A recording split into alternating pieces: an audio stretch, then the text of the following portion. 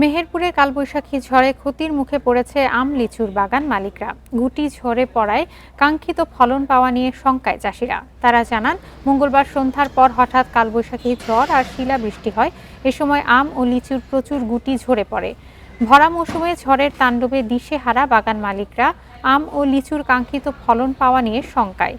এদিকে ক্ষতি কাটিয়ে উঠতে ঝড় ও শিলাবৃষ্টির ২৪ ঘন্টার মধ্যে গাছে ছত্রাকনাশক প্রয়োগ করার পরামর্শ দিয়েছে কৃষি বিভাগ। ছোট ছোট হয়ে গেছে, এখন সব পড়ি ছোট ছোট সব পড়ি আছে। বাতাসটা যদি একটু কম হতো বা খালি বৃষ্টি হতো তাহলে হয়তো বা আমের এতটা মুকুল বা আমটা ঝরতো না। কৃষকদের জন্য যে পরামর্শ সেটি হচ্ছে ঝড়ের পরপর ২৪ ঘন্টার মধ্যে আপনারা একটা স্প্রে দেবেন, যে কোনো ছত্রাকনাশক, যেমন ম্যানকোজেব কিংবা কপার জাতীয় ছত্রাকনাশক সেক্ষেত্রে ভালো কাজ করবে। নির্ধারিত ডোজে স্প্রে দিতে হবে।